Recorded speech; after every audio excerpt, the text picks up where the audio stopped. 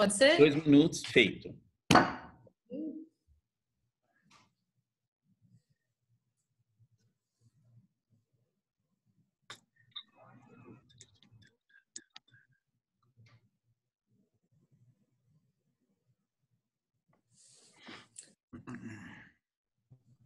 Ixi, o povo está pedindo de novo o link. Deixa eu mandar aqui para o pessoal.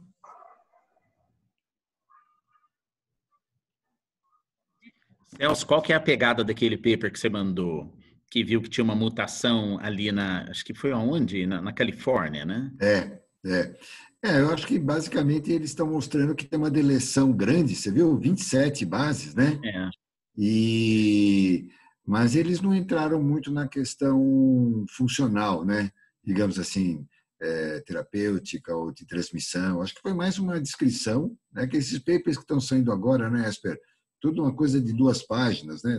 Não tem muita informação também, né? Mas me chamou a atenção porque era frequente, né? Pegaram vários casos e uma deleção grande, né? Então, mas é engraçado que eles fazem uma alusão para a diminuição de fitness viral, né? Isso. E isso é estranho, porque exatamente o que você espera é que ele mantenha mais ou menos o comportamento. Mas, curiosamente, algo aconteceu ali que eu não sei o que eles estão vendo naquele vírus que é tão diferente assim. Já vai ter que passar um pouco mais de tempo, né, Esper? Mas me chamou a atenção pela frequência do Esper. Falei, caramba, tudo isso? É muita coisa. Agora, você está acompanhando aquele portal que o pessoal coloca os sequências de vírus? Quer ver? É aquele assim, ó. Next Strain. Você já viu esse? Eu já ouvi falar, mas não estou acompanhando não, viu? O chat aqui, porque é muito legal. Todas só vai dando um upload. E aí você consegue acompanhar o número de mutações médio nas sequências, né? Uhum. E tem sido relativamente baixo, tá? Ao redor de 9 pontos de mutação somente. 30 mil, né? 29 mil. Pouco mesmo, né? É verdade. Bom, ainda bem, né? Acho que essa é a melhor notícia que a gente teve do corona ultimamente, né? Pelo menos isso, né? Só faltava ele ser um retrovírus. Né? Pelo amor de Deus. Batendo na madeira. Então, vamos lá. Temos quase 60 pessoas já logadas. Então, eu vou dar um share screen e vou projetar aqui os slides. Então, eu vou dizer para vocês o que eu aprontei para fazer essa aula. Eu resolvi fazer uma revisão sobre as evidências de tratamento farmacológico da Covid-19. A minha ideia aqui é dar uma checada em 3 dimensões. O primeiro é o tratamento da doença viral, o segundo é da doença inflamatória e o terceiro da doença regenerativa. A minha intenção aqui é não especular muito, mas dar uma visão geral sobre o que nós temos de evidências até o momento. Está aqui, olha, um slide que eu e o Celso gostamos muito, e já tem muita gente que está gostando dessa história também. É o ciclo replicativo do vírus. Vou fazer algumas breves considerações aqui. O primeiro, que o vírus ele entra na célula através de 2 receptores, o receptor ACE2 e o TMPRSS2. Isso aqui é uma protease, que está do lado esquerdo aqui em vermelho, e esse aqui é o receptor que a gente está acostumado, inclusive que é alvo de tratamento de hipertensão arterial sistêmica. Mas o vírus entra na célula, e aqui tem uma coisa muito curiosa que eu tenho procurado atualizar o máximo que eu posso no entendimento do ciclo replicativo do vírus, e não há consenso de qual que é a forma que o vírus entra no citoplasma. O primeiro é através de um mecanismo chamado endocitose, onde o vírus entraria com pinocitose, endocitose ou fagocitose para o citoplasma, fazendo um vacúolo digestivo. E o segundo, ele simplesmente desenvelopa e joga o material genético para dentro do citoplasma para começar a translação e a clivagem de poliproteínas. Por que isso é importante? Porque, aparentemente, a cloroquina depende da entrada e formação desse vacúolo, do contrário, ela teria um efeito reduzido. Então, a gente não sabe se a contribuição da entrada do vírus é somente por desenvelopamento ou se é por endocitose, e isso ainda está para ser esclarecido. O vírus entra e ele tem um processo de translação e clivagem de poliproteínas. Por quê? Porque isso é uma coisa muito curiosa. A maior parte do vírus não é proteína estrutural. Na verdade, só tem, no fim do genoma do vírus, de mais ou menos 29 mil pares de base, você tem 3 proteínas estruturais importantes, que o resto é tudo regulatório. Então, a Open Reading Frame 1 e 2 é uma coisa de louco, porque tem 12 genes diferentes ali dentro para fazer só a regulação do ciclo replicativo, que é um processo relativamente complexo. Então, aí é feito a transcrição, a formação dessas proteínas reguladoras, depois tem a proteína, a sequência senso do RNA, que é como ele é um senso positivo, e aí ele faz o antissenso e começa a fazer os RNAs mensageiros no citoplasma. Esse processo é relativamente complexo e ainda é pouco conhecido. Por que esse vírus faz essas duas linhagens, como é que ele faz essa dupla fita para começar a fazer seu processo de transcrição, ainda é desconhecido. Então, a translação das proteínas estruturais vão aqui para o retículo endoplasmático e aqui começam a ser formadas as proteínas. E a outra coisa muito curiosa, que é única para esses coronavírus, é que eles acumulam no complexo de Golgi. E isso é uma coisa que os outros não têm. Eles vão começando a fazer a tradução das proteínas, montando a estrutura dentro do complexo de Golgi e faz umas saculações enormes, com uma quantidade enorme de vírus dentro dessa organela, e o complexo de Golgi fazendo a exocitose, que deveria ser para proteínas regulatoras, mediadores imunes, etc., leva o vírus lá para fora. Então, ele faz uma migração dos seus vacúolos aqui, os vacúolos não, de saculações do complexo de Golgi para a superfície, e sai uma quantidade enorme de vírus para a periferia. O vírus ele tem uma outra característica, que ele gosta de células de mucosa. Então, não é um vírus que causa viremia. O Celso deve estar acompanhando isso muito mais de perto do que eu, que são raras as pessoas que têm RNA viral circulante. A maioria a esmagadora maioria dos diagnósticos é sempre feita num material obtido de secreção respiratória, o que significa que ele é um vírus essencialmente de mucosa. Isso explica também o fato dele induzir tanto IgM, mas também IgA na sua fase aguda, porque é uma coisa também que é peculiar. A IgG é tardia e que sugere que, muito provavelmente, o contato das células B que vão induzir a formação de IgG ocorre porque há pouca exposição dos antígenos virais dentro do organismo. Eles ficam muito mais na superfície, o que atrasa a soroconversão nesses pacientes.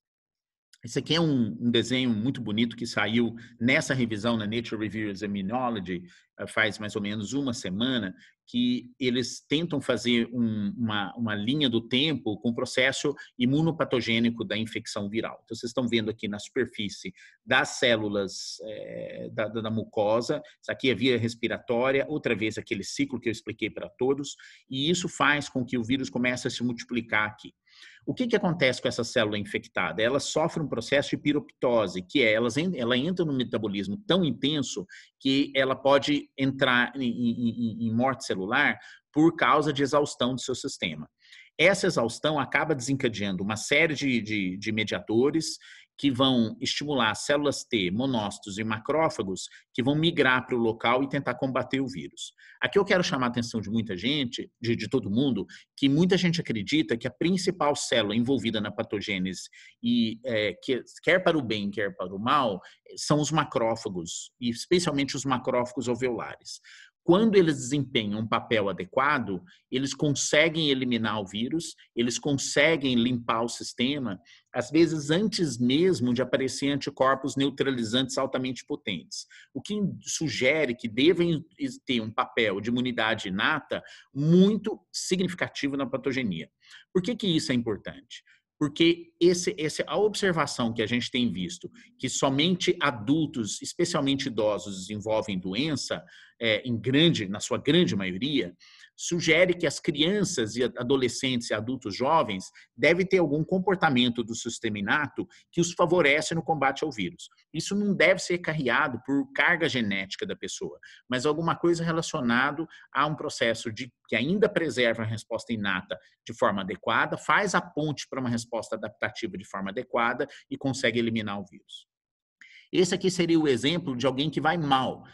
Isso aqui, a morte dessa célula aqui da superfície da mucosa faz com que desencadeie uma série de mediadores, o sistema imune fica muito afoito no combate à agressão viral, à injúria, e aí sim, há uma migração excessiva de macrófagos, mediadores químicos, e aqui a gente está falando, vai se falar muito de interleucina 6 durante essa apresentação, desencadeia um processo inflamatório tão intenso que pode levar a problemas. Esse processo inflamatório acaba levando uma endotelite, que acontece aqui nesse endotélio vascular, pulmonar, que leva a diversas consequências, vamos tocar durante a apresentação. Isso acaba levando a um certo consenso que nós não estamos tratando de uma doença só, são várias doenças numa só. E elas são divididas, esse aqui é um desenho que foi feito... Está dando uma aula do ESPED, mandei para você... Ah, não. Oi. Bom, e esse exemplo é do curso clínico da doença, porque ele mostra as prováveis 3 fases da doença. Então, nós temos uma fase essencialmente viral, depois nós temos uma fase... Deixa eu só ver se eu estou... E, finalmente, uma fase que é de resposta inflamatória predominante e cicatricial, que pode levar aqui para frente a fibrose pulmonar. Mas... deixa eu aproveitar esse slide só para falar uma coisa que talvez desanime um pouco a gente. Que nós temos uma doença que é essencialmente viral aqui no começo, muito rápida. Então, quando você pega uma pessoa que se infecta pelo vírus, tem um período de incubação de 5 dias. Provavelmente nesse 5º dia é onde o vírus está atingindo o seu pico de replicação na mucosa respiratória. Ou nesse dia, ou nos poucos dias subsequentes. Cerca de 7 dias depois, a quantidade de vírus que tem na mucosa respiratória já vai começar a cair de forma significativa.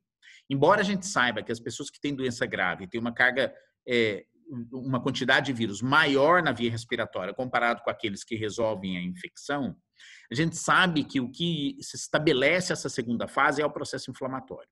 Então, a janela de oportunidade para ter um uso de antiviral parece-me que é muito mais precoce. Não adianta a gente chegar com um antiviral aqui numa fase muito tardia, porque eu acho que não vai dar tempo dele surtir o seu efeito. A gente teria que vir aqui para trás. As medicações anti-inflamatórias devem se concentrar nessa segunda fase da doença. E, portanto, a utilização delas vai ter que ser muito, muito personalizada para cada tipo de paciente, na medida que a gente for aprendendo a lidar com essa doença. E, finalmente, as intervenções de redução das consequências, a redução das consequências cicatriciais vão necessitar a implementação de outras medidas regenerativas. Tá aqui. Então, esse são os alvos que a gente vai tocar nessa aula. Aqui na superfície, nós temos a ação de anticorpos monoclonais e plasma convalescente, vou falar mais para o final. Aqui, os inibidores de protease que atuam na TMP-RSS2. Terceiro, é a cloroquina e a hidroxicloroquina que vão agir na organela que internou o vírus no processo de endocitose. Aqui nós temos também outro passo que vão atuar alguns dos inibidores de protease, que é quando você cliva a proteína para começar a formar novas proteínas dentro do complexo de Golgi. E depois a ação da RNA, polimerase dependente de RNA, que é a principal ação de medicamentos como o remdesivir, que está se falando tanto.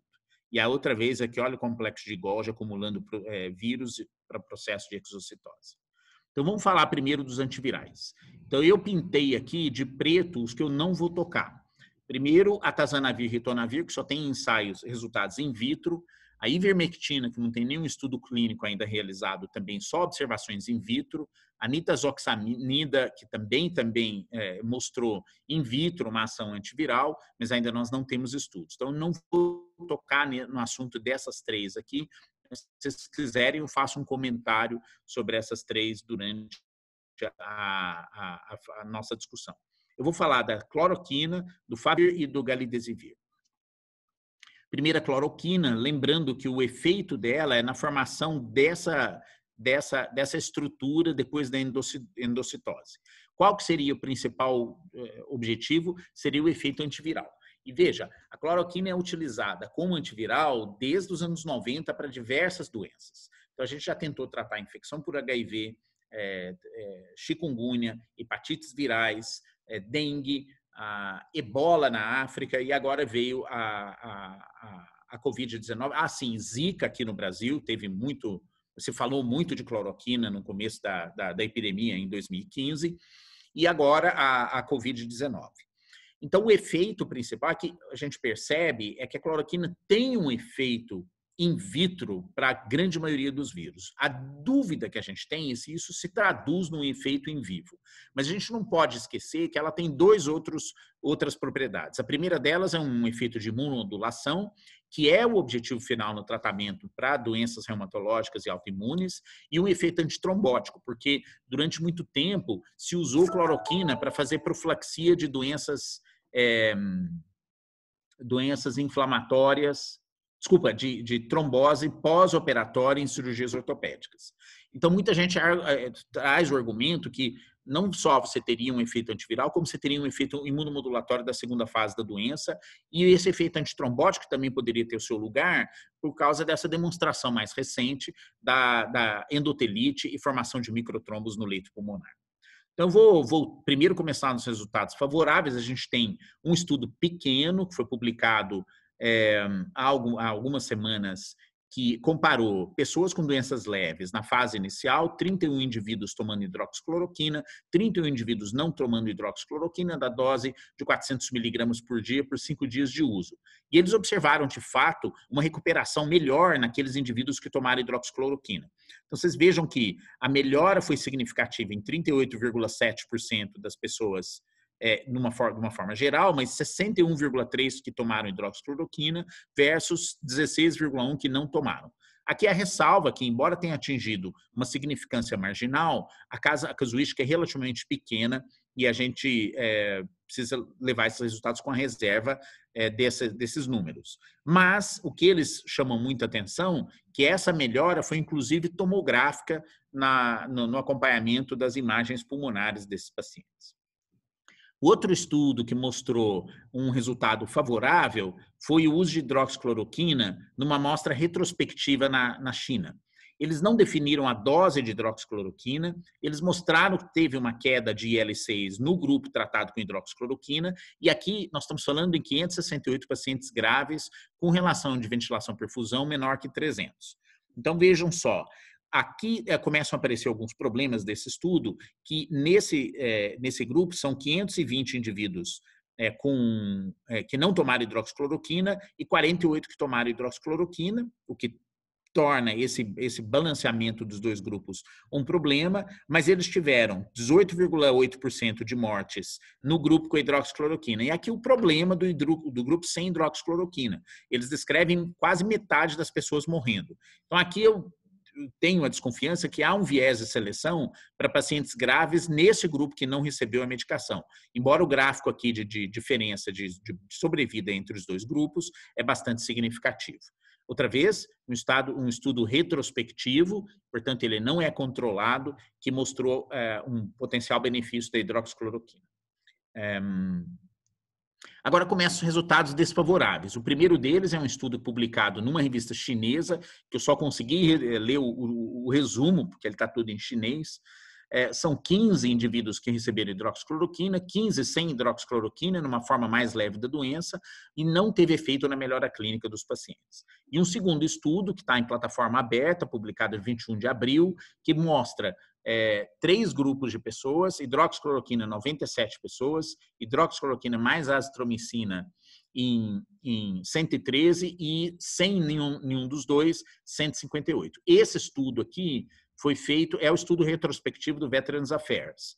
Então, eles tiveram 27,8% de morte no grupo com hidroxicloroquina isolada, 22,1% na associação e 11,4% no placebo. Então, quando eles fazem análise, apareceu uma significância para o aumento de mortalidade no grupo que tomou só hidroxicloroquina com excesso de 2,61 vezes. Agora, curiosamente, na associação isso se perdeu. Então, esse resultado, outra vez, é passível de muita crítica, porque também é um estudo retrospectivo, também tem vieses de seleção, embora de todos eles é o que tem uma casuística maior e mais balanceada de pacientes. E, finalmente, tem um estudo dos colegas de Manaus, que é o Marcos Lacerda que fez. Esse aqui eu já comentei, me perdoe aqui, ó, nessa parte de cima do slide. Mas é o que do Marcos Lacerda, que ele usou cloroquina, nesse caso, 600 miligramas 2 vezes ao dia e 450 miligramas 2 vezes ao dia. Então, o estudo foi andando e quando ele começou a fazer a análise interina do estudo da alta dose, de 600 miligramas 2 vezes ao dia, teve um excesso de mortalidade. Então, apareceu aqui a mortalidade na dose mais alta, isso atingiu significância. O DSMB chamou para interrupção desse braço do estudo e ele foi parado e o resultado anunciado. Vocês vejam que aqui em cima também não teve diferença na detecção de vírus em secreção respiratória, inclusive levando em consideração os 2 braços de alta dose versus baixa dose. Aqui, só para chamar a atenção, nós não temos o braço controle por se tratar de pacientes graves. Esse estudo foi super controverso, acabou sendo publicado no JAMA Communications, JAMA Open Access, se não me engano. Deveria ter colocado a fotinha aqui, porque muita gente criticou o grupo de ter usado uma dose muito alta de cloroquina e isso acabou levantando uma polêmica no país inteiro e muita gente atacando, inclusive, os pesquisadores que realizaram o projeto. Baseado em todos esses resultados, há alguns dias o painel americano do NIH recomendou não usar a combinação de cloroquina mais hidroxicloroquina, por ser considerado que pudesse ter alguns sinais de malefício e ainda não tem sinal inequívoco que a medicação traga benefício. No Brasil, nós temos mais de 15 estudos, entre 60 estudos diferentes em andamento no mundo inteiro, e dentre esses estudos, o que mais está todo mundo esperando resultado é o estudo Coalizão, que é uma compilação, cuja compilação de dados é esperada agora para o dia 15 de março, porque eles estão praticamente encerrando a inclusão de casos nesse estudo, embora seja aberto, multicêntrico, realizado aqui no Brasil.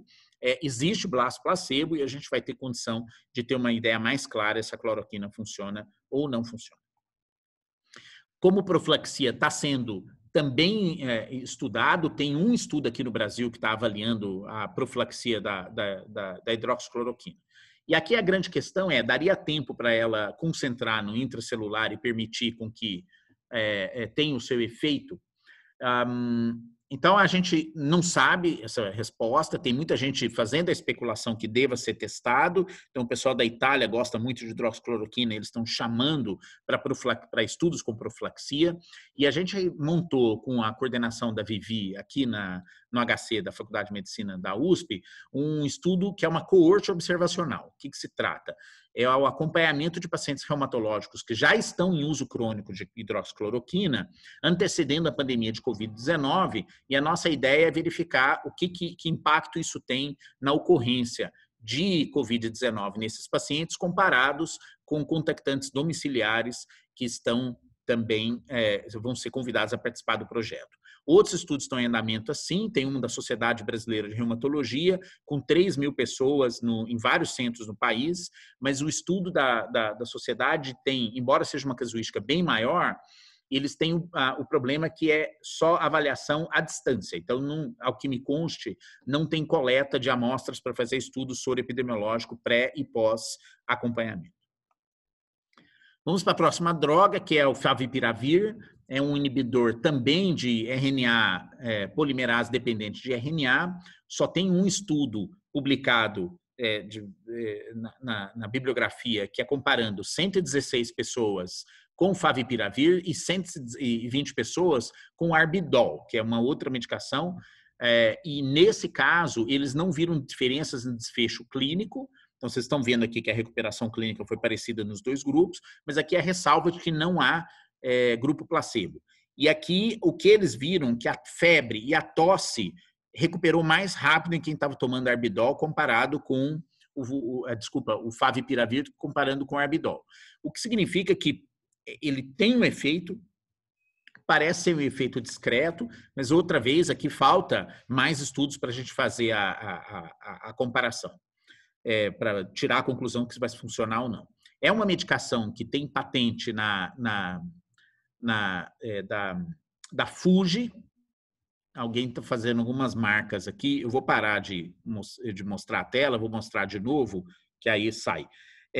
Da Fuji, e essa é um medicamento genérico na China.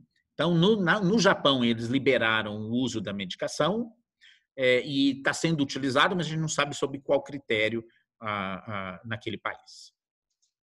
Ups. Bom, tem um segundo estudo que aqui comparando favipiravir com lopinavir e ritonavir. Agora, vocês não me perguntem por que esse estudo está publicado numa revista chamada Engineering. Bom, mas isso de lado é uma revista da Elsevier, então, sinceramente, eu não sei. Então, tem 35 pessoas que tomaram favipiravir e 45 pessoas que tomaram lopinavir e ritonavir. Então, vocês estão vendo aqui que a taxa de PCR positivo cumulativo depois da inclusão desses voluntários mostrou que a eliminação de vírus, a diminuição de detecção de vírus na secção respiratória foi muito mais rápida no favipiravir comparado com lopinavir e ritonavir.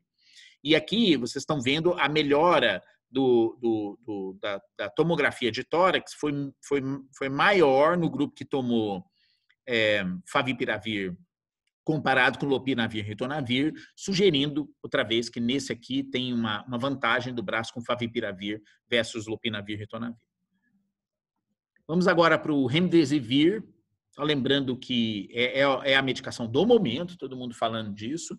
É uma medicação que atua na polimerase de RNA dependente de RNA, outra vez, e tem um efeito que é contra vários vírus RNA não segmentados. Então, nós temos exemplos aqui de filovírus, que é o vírus Ebola, paramixovírus, que é o vírus Nipah, pneumovírus, que é o vírus sensicial respiratório, e coronavírus. Então, ele já tinha mostrado algum efeito contra SARS e MERS in vitro, mas também em alguns relatos isolados de uso.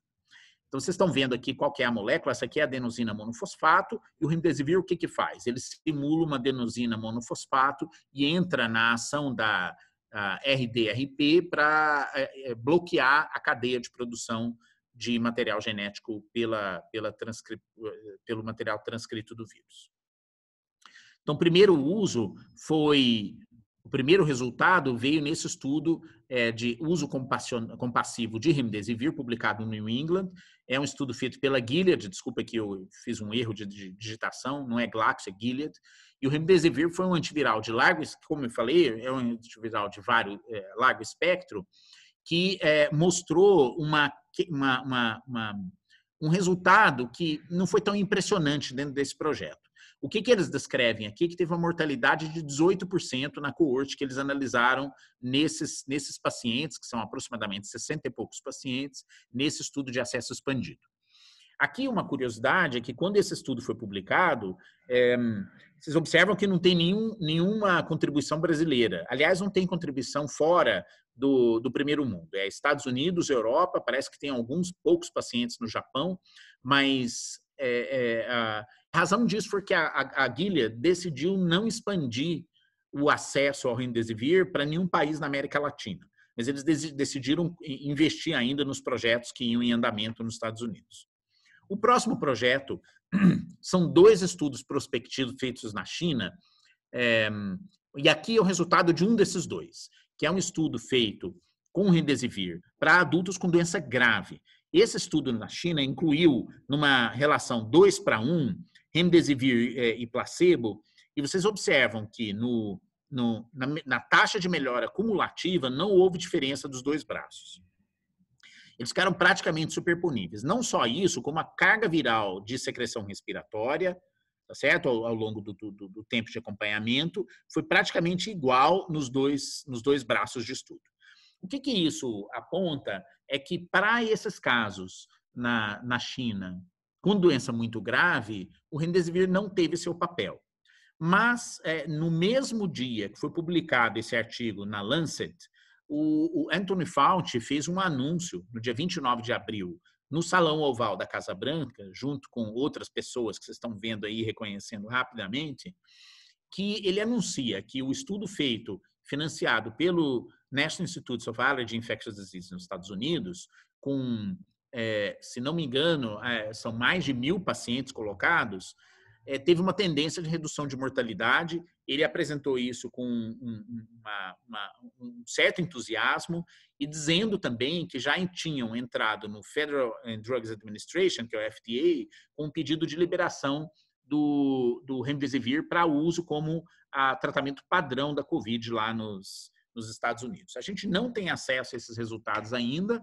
O André Calil deu algumas entrevistas, inclusive para TVs brasileiras, mas a gente só sabe que temos que aguardar o resultado desse estudo para fazer um juízo do que foi feito. Mas, pelo jeito, esses resultados foram suficientes para entusiasmar o governo americano a colocá-lo como o tratamento padrão. A Gilead já tem projetado um ganho nos próximos 2 meses de $2 bilhões, e nos Estados Unidos eles anunciaram um curso completo de tratamento a $4.500. Eles já produziram 1 milhão de doses de remdesivir para distribuição no mercado americano, e ainda a gente não sabe o que vai acontecer nos outros países. Outra medicação é o galidesivir, o inibidor de replicação viral pelo mesmo mecanismo que o favipiravir e o remdesivir. Nós estamos fazendo aqui na USP o primeiro estudo com essa medicação. Ela tem registro na CONEP no Clinical Trials, tem uma ação in vitro contra SARS, SARS-2 e MERS, e começamos um estudo fase 1 com aumento progressivo de dose. A primeira dose foi administrada ontem para o primeiro voluntário participante do estudo, foi tudo bem e a gente deve começar a continuar fazendo essa inclusão de voluntários aqui. Então, esses resultados, provavelmente daqui a uns 2 meses, a gente vai ter alguma notícia se essa medicação vai ter algum efeito antiviral protetor com um desfecho clínico nos pacientes, não só no HC, mas tem um centro também em Porto Alegre e um centro também no Paraná. Agora vamos pular para os inibidores de protease. Tem o lopinavir e ritonavir como sendo o primeiro que apresentou algum resultado. O estudo foi publicado no New England, vocês estão vendo aí já faz algum tempo. Usaram inibidores de protease nessa combinação em doses habituais que a gente usa para tratamento de infecção pelo HIV, em 99 casos, e o tratamento padrão em 100 casos. 13 tiveram que suspender lopinavir e ritonavir por causa de efeitos colaterais, e como vocês estão vendo no gráfico aqui, não teve um benefício significativo comparando ambos os grupos do estudo. Então, o entusiasmo para o uso de lopinavir e ritonavir diminuiu muito com esse resultado, embora há vários outros projetos que ainda estão em andamento que a gente deve aguardar ainda os resultados. Entre eles, o estudo Solidarity, que eu não cheguei a mencionar, mas é um projeto que é capitaneado pela Organização Mundial da Saúde, é um mega trial de desenho adaptativo, que vai ter os seguintes braços: vai ter o braço controle, o braço com hidroxicloroquina, o braço com lopinavir e ritonavir e um braço com remdesivir, pendente à liberação pela Gilead. Quem vai coordenar esse estudo aqui no Brasil é a Fiocruz do Rio de Janeiro. Mais uma medicação, que é o Arbidol, que é outro inibidor de replicação viral. Ele é aprovado na China, na Rússia. Num estudo retrospectivo comparado com o ritonavir, mostrou que o Arbidol tinha um efeito de redução de viremia nos pacientes. Vocês vejam que eles estão colocando lopinavir e ritonavir como saco de pancada em tudo quanto é estudo, né? Mas ainda há muita carência de estudos com placebo. E veja que, a despeito disso, não teve um efeito em febre, outros achados clínicos, uma casuística muito pequena, 34 versus 16 casos de Herbidol, então a gente está ainda aguardando mais resultados. Agora eu vou pular de antivirais, entrar na coagulopatia rapidamente, usando aqui um pouquinho da ajuda que a Eunária me deu para montar esses próximos 3 slides. Então a gente sabe que na patogênese da doença tem hipoxemia em pulmões, a despeito de complacência normal, os fenômenos trombóticos são relativamente frequentes e as alterações laboratoriais também sugerem isso, com elevação de dímeros D, plaquetas, queda de plaquetas e consumo de plaquetas e troponina. E aqui é aquele trabalho que foi publicado pela Marisa Donikoff lá na patologia da USP, mostrando esses microtrombos pulmonares por causa dessa endotelite. Esse foi um achado muito interessante que já foi confirmado por outros grupos no mundo inteiro de isso ser um dos principais centros da patogenia da doença. Então, há vários marcadores de coagulopatia relacionados à gravidade. Então, numa revisão sistemática, foi mostrado que procalcitonina está aumentado, DHL está aumentado, dímeros D está aumentado, né, estão também aumentados, e a troponina também está aumentada, especialmente nas pessoas com forma grave da doença. Isso tudo indica que talvez valesse a pena a gente fazer uma intervenção com prevenção ou tratamento de coagulação.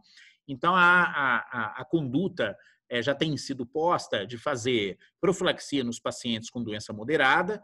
Na maioria dos locais já tem sido feito, embora a gente careça ainda de um estudo controlado para dar essa resposta. Dímeros D pode ser um dos critérios que a gente poderia usar para decidir se faz ou não faz profilaxia, ou faz ou não faz tratamento. E outros candidatos que a gente poderia colocar aqui é, inclusive, troponina 1, fibrinogênio, e até mesmo agora, alguém mandou no grupo um trabalho mostrando que IP10, IL6 e proteína C reativa poderiam ser eventuais outros marcadores de gravidade que você poderia utilizar como critérios. Mas tudo isso pendente à confirmação em projetos prospectivos. E quais são os critérios para você dar anticoagulação terapêutica? A gente ainda não sabe, mas em alguns pacientes vêm recebendo, ainda de forma de terapia de salvação, na verdade, especialmente os casos mais graves, mas a gente ainda precisa acumular mais dados para saber qual que é o melhor paciente. Alguns deles, a gente vê claramente que tem um efeito benéfico. Você começa a anticoagular, a pessoa melhora muito rápido. Entretanto, outros, você dá anticoagulação, a coisa não sai do lugar. Então, a gente ainda precisa de mais esclarecimentos a esse respeito. Agora eu vou falar um pouquinho desse passo aqui, que é essa tempestade de citocinas que segue a infecção pelo SARS-CoV-2 numa percentagem dos pacientes. Então, como é que a gente pode interferir nisso? Será que a gente pode usar corticoide? Será que a gente pode usar interleucina 6? Será que a gente pode usar várias outras intervenções? Então, eu vou começar a citar rapidamente as outras aqui que mediam o sistema imune e tentar dar o lugar para elas. Então, eu vou falar mais de corticoide, vou falar mais de interleucina 6, vou falar mais de células-tronco mesenquimais. Mas eu quero só mencionar que o interferon alfa e beta teria lugar, junto com a interleucina 7 recombinante, ainda de uma fase da viremia, porque interferon alfa e beta tem um efeito antiviral, a interleucina 7 seria para agir na recuperação da contagem de linfócitos, de função de linfócitos circulantes, porque linfócitos baixos é um fator de mau prognóstico, e isso já está sendo estudado em vários estudos fora do Brasil. A anti-interleucina 17, baixas doses de interleucina 2 e ruxolitinib são três intervenções para reduzir cascata de citocinas. Anti-interleucina 17 para quebrar a cadeia inflamatória, baixas doses de interleucina 2 já foi usado em outras doenças autoimunes, porque uma dose muito baixa liga ao receptor receptor alfa da interleucina 2, estimula fundamentalmente células T reguladoras, e o ruxolitinib é um inibidor de JAK, que é usado para tratamento de doença de enxerto versus hospedeiro.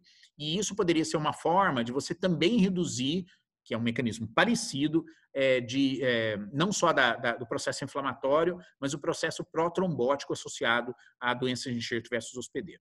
E, finalmente, as células-tronco mesenquimais para processos regenerativos. Vou falar de corpoterapia, uma super controvérsia em doenças respiratórias agudas graves, Há dúvida se corticoterapia seja benéfica ou não.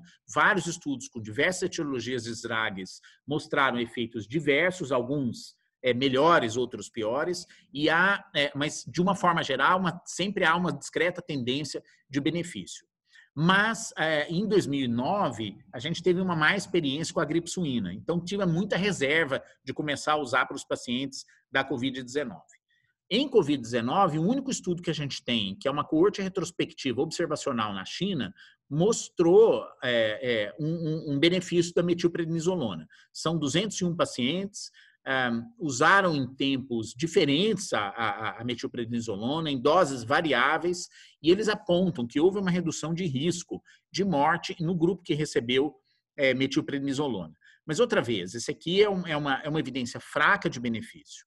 O que a gente tem visto é muitos dos nossos colegas reservando o uso de metilprednisolona, principalmente, para casos de pessoas que têm um processo inflamatório muito significativo, caracterizado como BUP ou como outra consolidação de evolução rápida durante a evolução do caso. A gente tem visto muito nas prescrições, mas ainda carece de um estudo que bata o martelo se o corticoide vai ser benéfico ou não.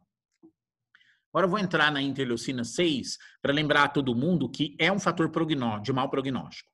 Então, tem vários estudos, um deles é esse aqui, que foi publicado por colegas na China, mostrando que em doença grave, o nível de interleucina 6 é mais alto e tem uma curva ROC em relação à mortalidade, sugerindo que tem uma sensibilidade para as pessoas que vão ter uma evolução pior. Então, essa ideia da interleucina 6 como sendo um dos principais mediadores da cascata de citocinas, foi o que motivou a realização dos estudos de anti-interleucina 6. Então, aqui um outro estudo mostrando, outra vez, que a interleucina 6 está relacionada a um pior prognóstico, em 127 pacientes, 12,6 deles muito graves, 64 mulheres, etc. Eles viram que os graves são aqueles que tinham uma dosagem mais alta de interleucina 6. Então, isso motivou o primeiro estudo que utilizou tocilizumab em 21 pacientes na China. É um estudo, outra vez, aberto, onde, e aqui veja o seguinte, eles colocaram todos esses pacientes e coletaram as informações no momento que eles deram tocilizumab e depois os dias subsequentes. Então, de uma forma geral, o que eles viram? Que a proteína C reativa caiu, que a temperatura, eles defervesceram, que a quantidade de oxigênio necessária diminuiu e que a saturação de oxigênio subiu. Mas aqui nós temos uma mistura de pessoas que estavam recebendo também o Caletra, que é lopinavir, ritonavir, corticoterapia, interferon, ribavirina. Não há um critério que descreve a seleção de quais pacientes foram esses 21, não há o grupo controle e o aporte de oxigênio era muito variável. Então, esses resultados, embora sejam impressionantes do ponto de vista da melhora desses casos, carece ainda, outra vez, de um controle com indivíduos não tratados para saber o que vai acontecer com eles. Em um outro grupo, tem 15 pacientes que receberam tocilizumab. O desfecho foi avaliado após uma semana do tocilizumab. As doses foram variadas, mas geralmente a gente vê usar 4 ou 8 miligramas por quilo de peso, alguns com corticoide, outros sem corticoide, e não descreve o tempo de sintomas e quando foi aplicado o medicamento. E aqui, outra vez, é só uma experiência observacional desse grupo de pacientes. Então, outra vez, a gente está chegando num ponto que a gente carece de informações de como o tocilizumab vai funcionar. De uma forma geral, a gente usou em alguns poucos pacientes, muitos de vocês já usaram, dá às vezes uma impressão de que a coisa está indo bem, mas a gente ainda precisa de mais informações para colher a informação adequada de que vai ser uma terapia útil, primeiro, e qual é o momento exato que você deve dar essa medicação. De uma forma geral, todo mundo tem pedido interleucina 6 para tomar essa decisão, mas tem gente que já deu com níveis baixos de interleucina 6, como terapia de resgate, então a gente ainda não sabe. E eu queria só chamar a atenção, esse artigo saiu hoje, que é um grupo descrevendo que eles deram tocilizumab para 2 pacientes e a coisa foi muito mal. Um deles, os 2 desenvolveram uma doença hemofagocítica após a infusão da medicação, um piorou muito, o outro morreu com o uso da medicação, e eles clamam pelos ensaios clínicos controlados. Agora vamos voltar para uma outra etapa, que é a neutralização do vírus com anticorpos.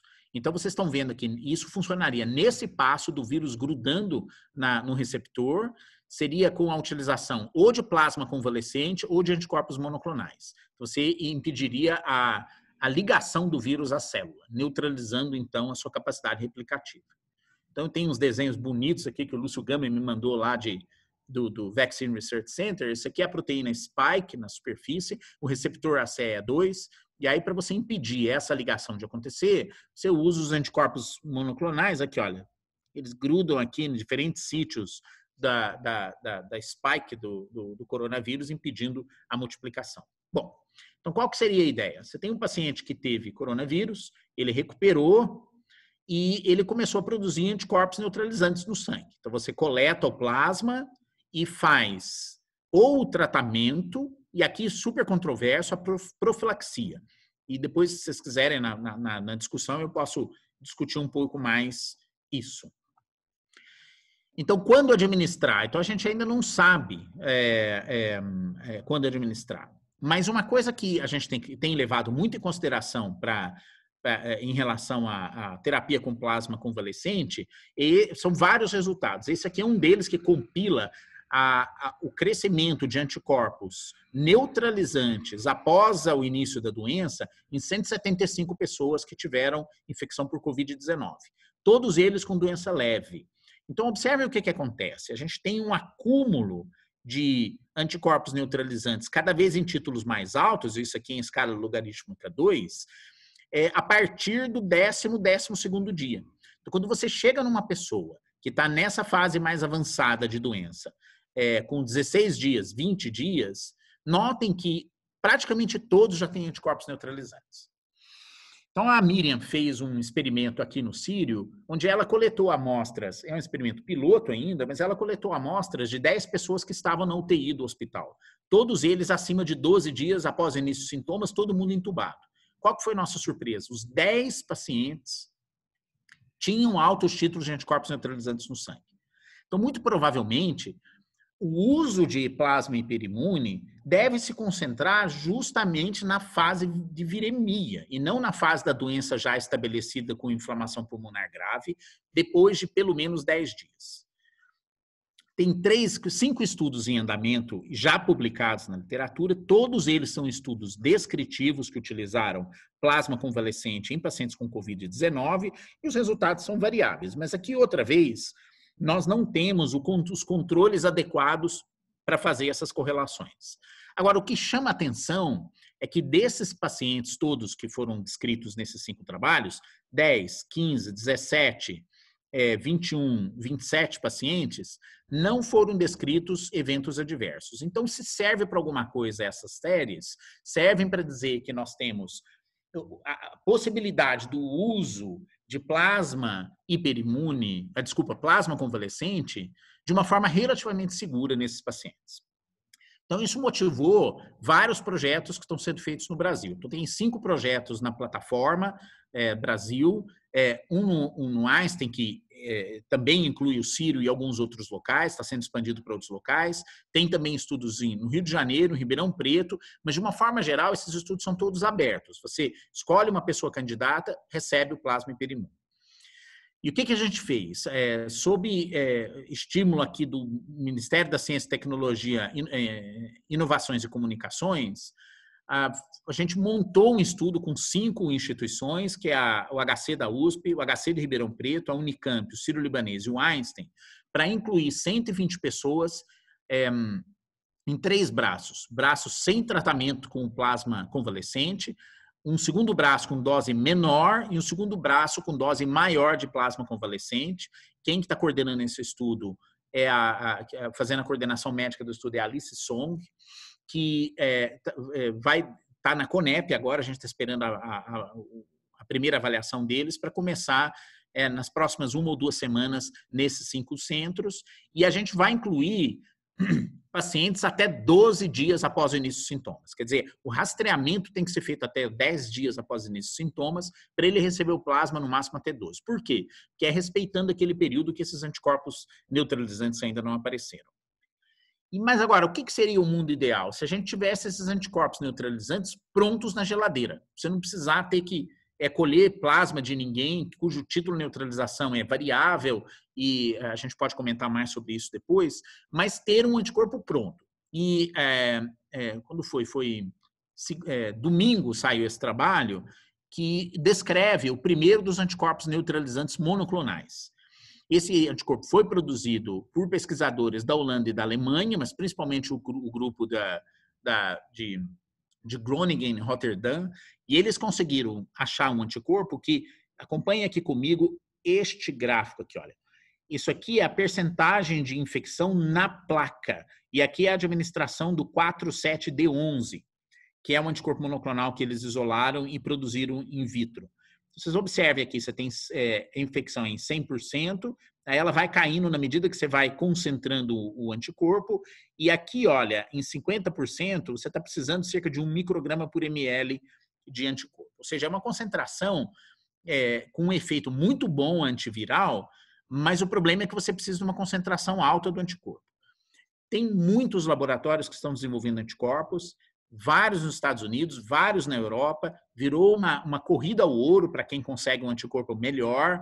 Tem vários grupos que a gente sabe que tem dezenas de anticorpos que já foram testados in vitro. A gente vai ver uma enxurrada desses artigos aparecendo que podem, por quê? Eles podem ser usados tanto como tratamento, mas também como prevenção, porque você pode engenheirar esses anticorpos para eles ficarem circulantes, às vezes com uma injeção subcutânea, por 6 meses, por 1 ano. Então, ele poderia, até a gente ter uma vacina disponível, substituir imunoprofilaxia para o coronavírus. Eu vou terminar a aula falando sobre células tronco mesenquimais e dizendo que dentro da patogenia da doença, você tem a fase da viremia, a fase da inflamação, mas você tem uma fase tardia, que é a cicatrização do pulmão, com formação de traves, com fibrose, que nesses casos, infelizmente a gente tem alguns casos assim, a pessoa pendura no ventilador, fica muito tempo, dependendo de ventilação mecânica, e se arrasta por 3 semanas, 4 semanas, 5 semanas, e a impressão que a gente está tendo, e muitos dos nossos colegas, é que essas pessoas vão sair com sequelas graves pulmonares e dificilmente vão retomar uma vida normal. E essa ideia de regeneração tissular já vem há algum tempo sendo empregada em estudos com células tronco mesenquimais, que podem ser derivadas de vários tecidos, mas elas poderiam dar provimento às células que poderiam regenerar uma parte, pelo menos, desse dano pulmonar. Por incrível que pareça, tem já 22 estudos no clinicaltrials.gov para tratamento de pacientes com Covid-19 com célula tronco mesenquimal. 5 deles já estão recrutando e eles usam como matéria-prima cordão umbilical, polpa de dente ou tecido adiposo. Então, o que você faz? Você tenta pegar essas células tronco mesenquimais, nesses tecidos, cresce em laboratório até um número crítico e depois faz a infusão. Então, tem 2 estudos já aprovados pela CONEP aqui no Brasil, um em São Paulo e outro no Rio Grande do Sul, e a gente montou um estudo na USP, que quem está coordenando é o Rogério Souza, o titular da pneumologia, em colaboração com um centro que produz células tronco mesenquimais aqui em São Paulo, que é a StemCorp, e eles estão produzindo essas células a partir de cordão umbilical. Então, a nossa ideia, a proposta, ainda está pendente de aprovação e financiamento, é incluir pacientes com forma grave avançada da doença, que tem uma relação ventilação-perfusão ruim, ou um SAPS de score 3, que é um score pior, e onde 10 vão receber a infusão de células tronco mesenquimais através de injeção intravenosa, enquanto que outros 20 vão receber controle. E nossa esperança é verificar se isso vai trazer algum benefício para esses pacientes na forma mais avançada de doença. Então, eu queria terminar fazendo um agradecimento para todo mundo que me ajudou a preparar essa aula, principalmente os colegas do HC, tem um batalhão de gente lá trabalhando, não dá para nomear todo mundo, mas principalmente os colegas do Departamento de Moléstias Infecciosas Parasitárias, que tem trabalhando. Nós estamos com 318 pacientes internados no HC, 418 pacientes internados no HC nesse momento, com 220 deles na UTI. Os colegas do Lean 60 que estão ajudando na parte de montagem reservatórios de amostras para fazer vários desses estudos.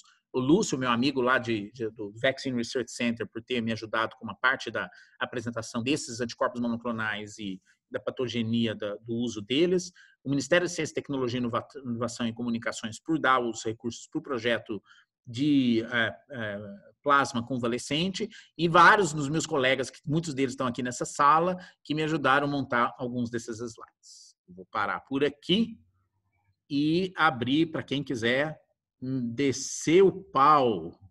Falar mal. Já temos 2 perguntas. Depois, quem quiser levantar a mãozinha aí, pode também. Deixa eu te falar. Então, vamos lá. Eu já vi 2 aqui. Ah, o Alexandre. Um fio ali, viu? Quer responder de Alexandre? Depois responde a outra. Vamos lá. O Alexandre, é o seguinte, o Coalizão tem, viu? Parece que é grupo controle, sim. Eu conversei com eles na... É só o Coalizão 1 que tem grupo controle. O Coalizão 1. Coalizão 2 eu não conheço o estudo. Então, me perdoe, eu não sei responder. Quem mais? Quando você falou da imunidade inata das crianças, né, que talvez elas tivesse relacionado com a imunidade inata, você acredita nessas hipóteses de BCG? Eu não, viu, Miriam? Ainda não comprei essa história, porque um dos países que mais dá BCG no mundo é a França. Eles até quem é mais velho ajuda a eu lembrar, mas até o fim dos anos 90, eles faziam um BCG anual nas crianças até elas converterem o mantu. E lá na França, você tem uma epidemia que é super severa comparada com outros países, entendeu? Então, eu acho que essa história do BCG ainda eu não comprei, embora muita gente esteja estudando. Celso, tem que desligar. Abre o microfone. Pessoal, obrigado. Esper, parabéns pela excelente aula, para variar, né? A gente não esperava menos que isso. Eu queria perguntar para o senhor o seguinte, tem várias perguntas, mas aquela que para mim incomoda mais. A primeira vez que eu vi o genoma desse vírus foi exatamente isso que você falou, me chamou a atenção a quantidade de enzimas que ele tinha. É muita enzima para um genoma, né? E me chama a atenção por que eu não vejo tantos trabalhos sobre composição de drogas, né? Coquetel. Porque se a gente não tem nenhuma delas que é maravilhosa, será que se a gente juntar 2 ou 3, óbvio, né? Não vou pegar aquelas que atuam em fases diferentes da infecção, mas 2 ou 3 antivirais diferentes. Tem algum estudo fazendo isso, Esper? O que você acha? Eu acho que tem, viu, Celso? Mas acontece que ainda tem pouca coisa. Só para ilustrar o que o Celso falou, deixa eu colocar essa tela aqui, que esse aqui é o genoma do vírus. Então, vocês estão vendo aqui, nós temos aqui o genoma. Então, as proteínas estruturais são 4, mas com 3 genes, é o S, E, M e N. Então, acho que eu tenho até aqui, aonde que estão esses aqui, ó, S, M, envelope, e o N está aqui dentro, essa proteína N, que é rara na superfície. Mas na hora que você vai no genoma, dá para perceber que ele tem a grande parte, é impressionante, 22 mil pares de base, é só com o Open Ring Frame 1, Open Ring Frame 1B, e são 16 proteínas não estruturais que são reguladoras, além de genes acessórios que estão aqui na frente para regular a replicação do vírus. Então, é impressionante. Então, você olha no ciclo replicativo, faz sentido a ideia de você fazer associação como a gente faz em HIV, em múltiplos alvos, para eventualmente diminuir com mais efetividade a replicação viral. Agora, a gente vai ter o problema do momento que dá, que é difícil. Você teria, na minha opinião, o antiviral faz muito mais sentido para você dar para a pessoa que abriu o sintoma. E aí a custo-efetividade vai ser questionável, porque a grande maioria não vai evoluir com doença grave. Quer dizer, você vai dar uma combinação de antivirais com efeitos colaterais, então não dá para... Ou você seleciona aqueles pacientes só que têm maior risco para dar um antiviral na fase inicial. E a segunda coisa é que a gente vai sempre viver com a dificuldade que qual outra doença viral aguda que a gente tem um tratamento antiviral efetivo? A única que a gente tem é a influenza. O oseltamivir é um remédio muito ruim. Você dá o oseltamivir Você tem que entrar com até 72 horas de sintomas e você diminui 12 horas a duração dos sintomas, é muito pouco. Então, eu acho que nós temos um desafio de tratamento antiviral contra o SARS-CoV-2 que é imenso. E eu ainda não sei qual que vai ser a solução para isso. É só estudos que vão tirar essa dúvida. Obrigado. Doutor Paulo Maluf está na fila, levantou a mãozinha, depois o Jorge Alac. Nossa Senhora. Vai lá, Paulo.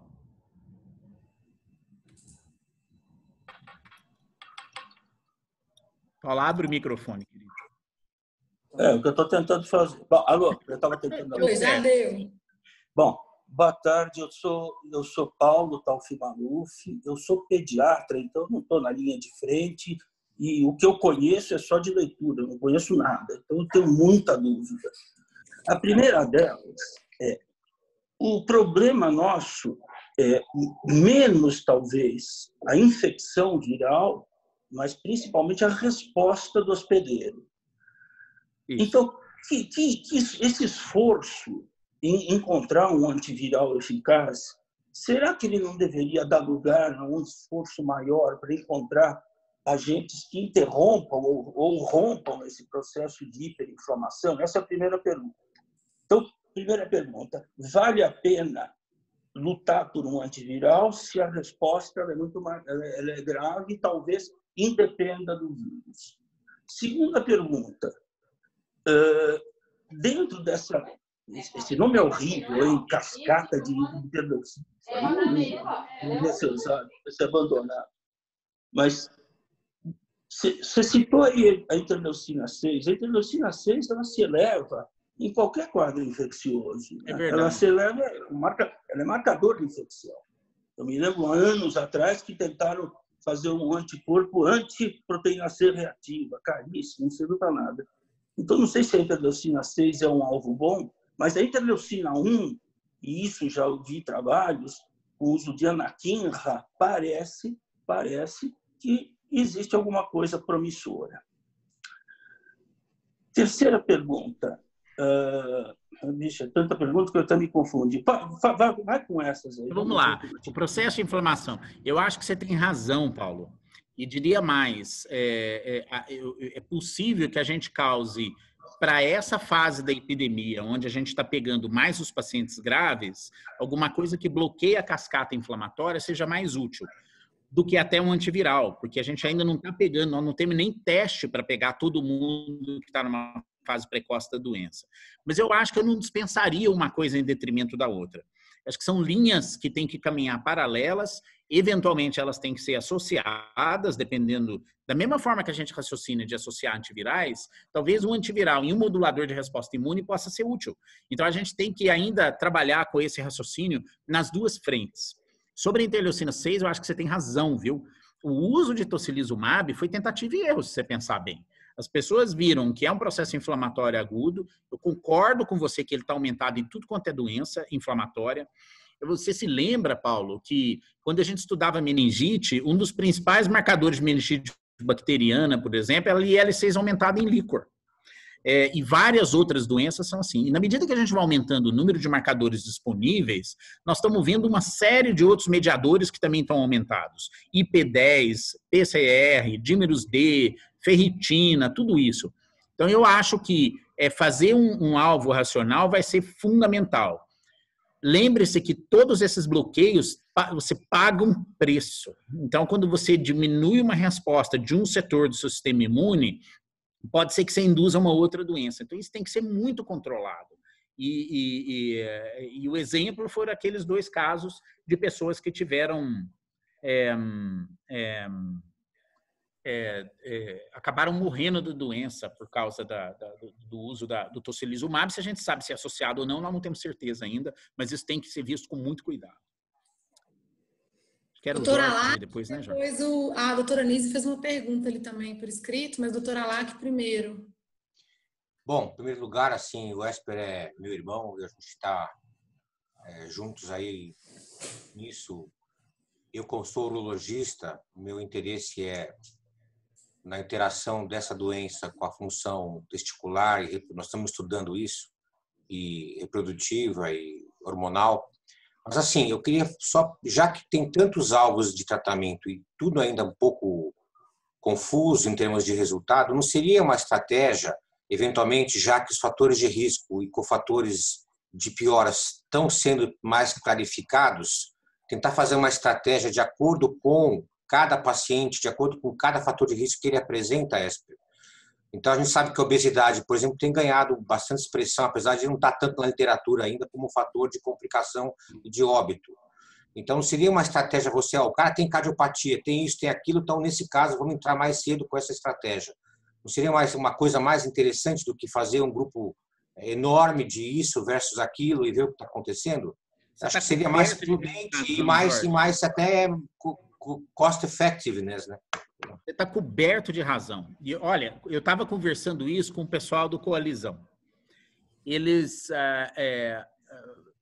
estavam falando sobre as dificuldades de fazer o estudo, etc. Mas uma coisa que eu comentei com eles é que o que eles têm na mão agora é ouro. Porque eles têm um grupo de pessoas onde eles fizeram acompanhamento rigoroso, prospectivo, sem intervenção também. Eles vão ser capazes de dizer exatamente para o Brasil, para a realidade dos hospitais brasileiros, quais são esses fatores que você está mencionando, além das outras várias observações feitas no mundo inteiro. Eu não daria, por exemplo, nenhum antiviral para uma criança abaixo de 10 anos com Covid. Ninguém morre. Nós temos no Brasil uma morte no estado de São Paulo de uma criança que tinha síndrome de homem ali no Hospital das Clínicas. Então não faz sentido nenhum. Agora, se você tem fatores de risco muito mais bem determinados, muito provavelmente essa intervenção vai ser personalizada, como você próprio disse, para cada caso, dependendo do seu risco de desenvolver doença grave. Então, aí os estudos partiriam do fator de risco e não disso versus aquilo. Seria um outro braço. Fator de risco, uma somatória de pontos. Aí, olha, esse caso aqui, a cytokine storm está mais exacerbada que no outro, que não tem isso aqui. Seria mais lógico você fazer uma estratégia, pelo menos assim, exato, do que ficar tentando muito com um braço de 400 pacientes, que nós não temos tempo para isso. Obrigado. Eu vi sua pergunta aqui. Quer que eu leia ela aqui? Nas próximas perguntas, a doutora Nise perguntou... do Remdesivir. Corpos anti-CD147 e o uso do corticoide na prática, qual seria a dose? E se você quiser já emendar, o Cirilo perguntou sobre as crianças, o que você acha das crianças? E a Fabiana Carlos perguntou o efeito de estatina. Bom, então, sobre o uso do Remdesivir, deixa eu só falar sobre isso, porque eu tenho uma opinião muito parecida. Eu acho que o Remdesivir, como um antiviral, ele deve funcionar na doença mais leve. E eu estava aguardando, porque a Gilead fez 3 estudos. Eles fizeram, aliás, nos Estados Unidos. Um que é esse que vai ser publicado, que é doença grave. O outro estudo é só Gilead, com centros da Gilead, com doença grave, metade recebendo 12 dias, metade recebendo 4 dias de Remdesivir. Então, essa é uma comparação de Remdesivir com Remdesivir. Vai ser difícil tirar uma conclusão. E o terceiro estudo era um estudo para doença leve, fase inicial, Remdesivir 5 dias ou 4 dias, se não me engano, versus placebo. Esse iria responder essa pergunta, mas o meu temor é que depois desse negócio do Remdesivir ter saído nos últimos dias, ele vai ser transformado em standard of care, você não vai conseguir mais saber. Ou eles incluíram todo mundo, vão responder a questão, ou eles não vão saber. Sobre o corticoide, outra vez, eu acho que o corticoide vai ter o seu lugar, ele vai precisar demonstrar... Aí a gente ainda precisa saber qual que é a melhor fase para você usar, que dose você vai usar e que tipo de paciente. A gente ainda não sabe. Alguns fica muito claro. Então, você pega uma pessoa que está muito inflamada, que está começando com BUP, etc. Quando a gente pede para os pneumologistas nos ajudar, eles falam, você está começando BUP aquele, você dá corticoide, o sujeito melhora. Mas de uma forma generalizada, eu não tenho certeza ainda. E o último é os inibidores de ACE2, que é o CD147. Aqui vale a observação nessa coorte americana de evento cardiovascular, que foi publicado no domingo, que eles analisaram cerca de 850 pacientes com COVID e dentre os fatores de risco, eles encontraram hipertensão, insuficiência cardíaca, essas coisas todas. Mas quem estava tomando inibidor de ACE2 teve uma proteção de quase 75%. E aqueles que estavam tomando estatinas tiveram uma proteção de 70%. A gente não sabe se isso é um efeito coorte. Eu conversei com alguns cardiologistas, eles acham que isso é maluquice, não faz sentido, que isso é mais um marcador de bem cuidado pelas pessoas, enquanto que outros acham que o fato de tomar inibidores de ACE2 poderia impedir a ligação e fusão do vírus à célula. Então, a gente ainda carece de estudo prospectivo para dar essa resposta. Eu vi aqui que o Alexandre está falando de intervalo QT e hidroxicloroquina. Outra vez, isso é sempre uma preocupação muito grande, porque você, para responder se a hidroxicloroquina funciona, você tem que fazer essa observação rigorosa prospectiva de efeito deletério. E isso os estudos estão fazendo agora. Eu acho que ainda, eu gostaria, eu estou aqui torcendo muito para ver esses resultados publicados o mais rápido possível, porque só o estudo prospectivo controlado vai dar resposta para a gente. A gente não pode partir do pressuposto que hidroxicloroquina, como ela é muito usada, é um remédio que não dá efeito colateral. Claro que dá. A gente tem que verificar o que vai acontecer no estudo prospectivo. Mas acho que isso que o Leandro está falando é verdade, porque a gente tem visto mais do que os reumatologistas falam que usualmente vem, né? Mas assim, só no estudo tem alteração de enzima cardíaca. Não sei se o vírus... O que mais? Nada, né? Certo. Quem mais? Pergunta vocal. Bom, e eu vi que a Nise botou mais alguma coisa. Alô, eu tenho uma pergunta. Oi, Paulo. Vamos lá. Com respeito ao corticoide que você citou, eu vi uma revisão sistemática que acabou de sair, ela é chinesa, em que se mostrou na revisão que o corticoide não só não foi eficaz, como ele foi deletério. Então, eu não sei se vale a pena estudá-lo diante desses dados, começar um estudo já diante de uma evidência, que eu não sei se é tão sólida, mas causar mais dano ao paciente. E a segunda coisa, essa preconização de que os medicamentos têm que ser usados na fase precoce da doença. Como caracterizar a fase precoce? Ou seja, será que quando a fase precoce se manifesta é porque o vírus já começou a causar toda aquela... a desencadear todo o processo do inflamatório e tudo mais, e que aí a fase que é precoce já seria tardia, na verdade?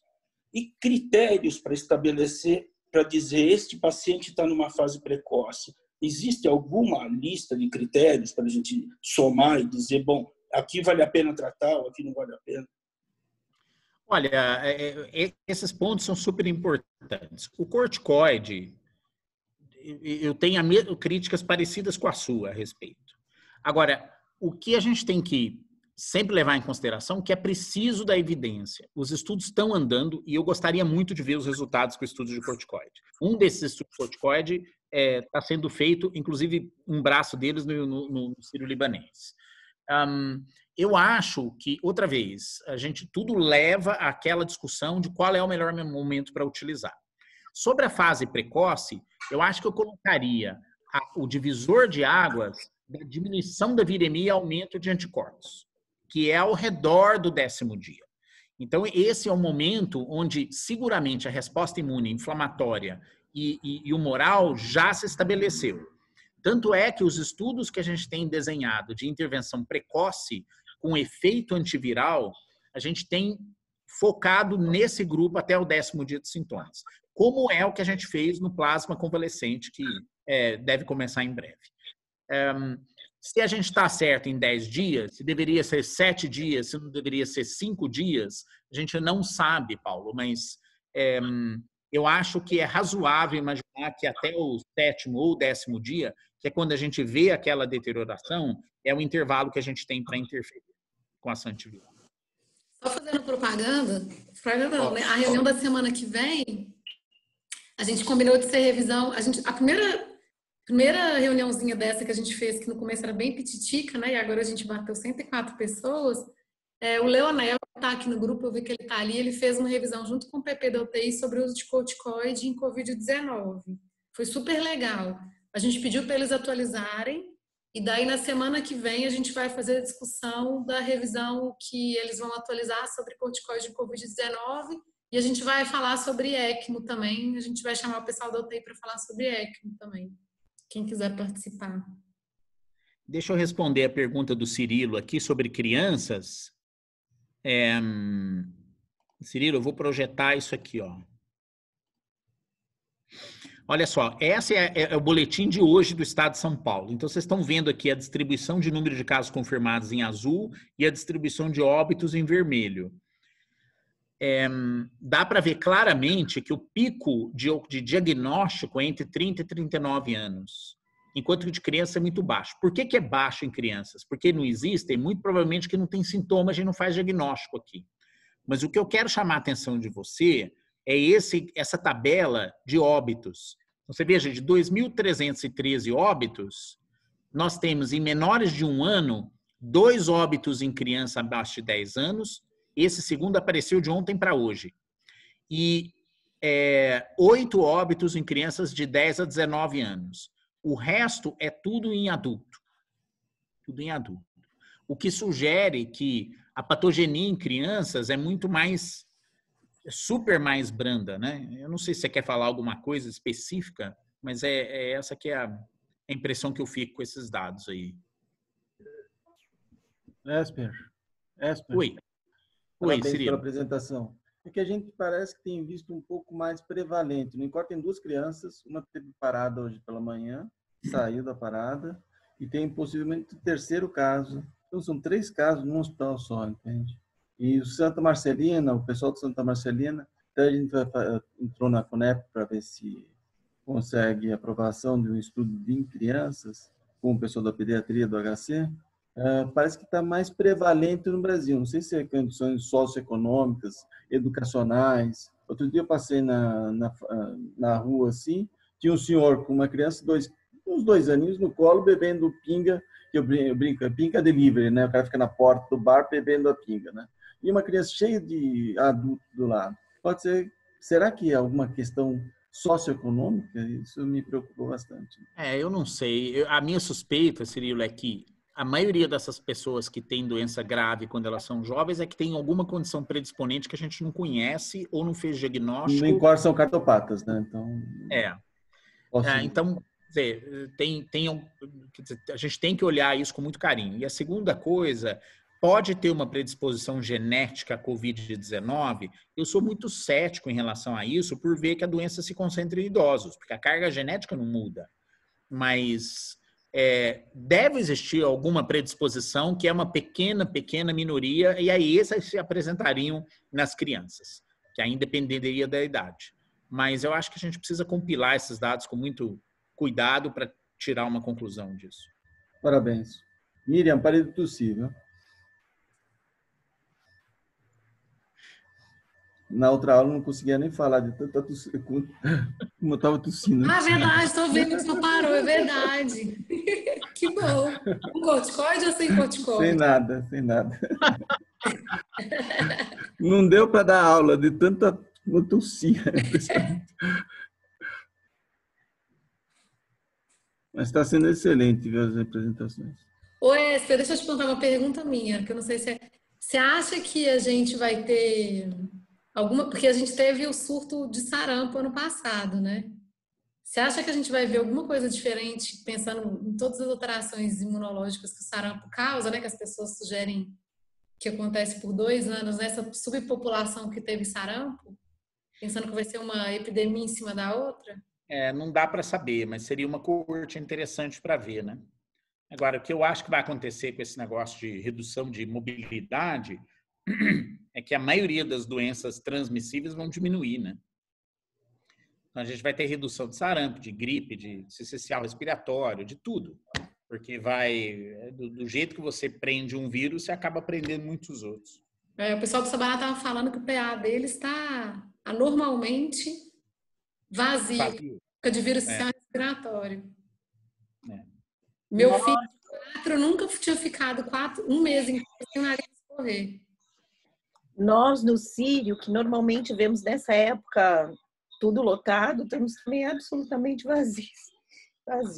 Não temos crianças... Cadê as bronquiolites, né, Luci? Cadê as bronquiolites? Isso mesmo. Posso fazer uma última pergunta? Opa! Tá. Esper, em relação à região amazônica, a região norte, a gente sabe que tem problema de gestão lá, tá evidente isso, não é uma questão. Mas e se a gente aventasse a hipótese que, por exemplo, lá tem uma alta incidência de malária e dengue? A gente sabe disso. Por acaso não valeria a pena olhar se quem está evoluindo mal tem um histórico de malária, de dengue, de alguma outra doença dessas aí, febre amarela, que seja, recente? Você não acha que é uma coisa que vale a pena olhar, assim, para quem mora lá, de repente? Que até, entendeu? O pessoal tá... Eu recebi uma ligação do Amapá ontem e, assim, o Amapá está em pânico lá, né? A mortalidade, me parece que, pelo que eles falaram, ela é um pouco maior, está ao redor de 33%, que eu acho que é alta, assim, né? O que você tem a dizer sobre isso? Eu acho que vai ter fator regional interferente, né? Mas a única forma, Jorge, é fazer inquérito prospectivo rigoroso, coletar a amostra de todo mundo. Não sei se você sabe, mas existe um parasita circulante chamada manzonela, que você encontra em 20 a 30% de toda a população do Amazonas, no sangue. O que isso representa? Ninguém faz ideia. Então, Qual que é a interferência? Então, mas você agora que é o Churchill dessa guerra aqui do coronavírus, né? Você sabe que eu tenho muito respeito por você. Acho que você poderia, de repente, colocar isso lá, pessoal da Amazônia, e ver uma coisa assim, porque chama atenção, né? Chama atenção. Tem que ver se tem alguma coisa associada que para nós aqui é inexistente. Essa é uma coisa que eu fiquei pensando, queria perguntar aqui. Sabe que o Marcos Lacerda coletou amostras de todo mundo lá, né? Então, isso faz com que ele tenha um repositório significativo, que ele vai poder ver várias dessas coisas, né? Então, eles estão com algumas centenas de pacientes. É uma coisa interessante de ver, né? Então tá, obrigado.